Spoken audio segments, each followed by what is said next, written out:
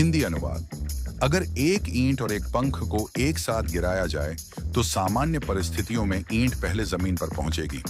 इसका कारण यह है कि पंख का आकार छपटा होता है, जिससे वह गिरते समय अधिक हवा के संपर्क में आता है। वह बहुत हल्का होता है, इसलिए हवा के प्रतिरोध एयर रेजिस्टेंस से उसकी गति काफी कम हो जाती है। वहीं ईंट भारी और ठोस होती है, इसलिए वह हवा को अधिक आसानी से चीरते हुए नीचे गिरती है और उसकी गति ज्यादा कम नहीं होती। इसी कारण वह पहले जमीन पर पहुंचती है। लेकिन यदि सारी हवा निकाल दी जाए, यानी निर्वात वैक्यूम में, तो हवा का प्रतिरोध बिल्कुल नहीं होगा। उस स्थिति में गुरुत्वाकर्षण सभी वस्तुओं को समान त्वरण से नीचे खींचता है, चाहे उनका वजन कुछ भी हो।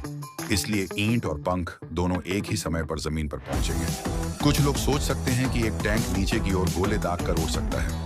एक टैंक का वजन लगभग 63 टन होता है।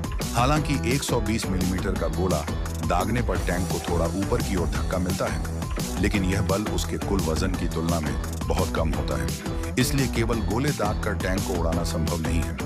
यदि कोई टैंक लगभग 13 किलोमीटर की ऊंचाई से गिर जाए तो लगभग 1 मिनट बाद वह 200 से 300 मीटर प्रति सेकंड की रफ्तार से जमीन से टकराएगा, जिससे उसमें मौजूद लोगों को गंभीर चोटें लग सकती हैं या उनकी मृत्यु भी हो सकती है। अब मान लीजिए कि कोई व्यक्ति एम्पायर स्टेट बिल्डिंग की छत से एक सिक्का नीचे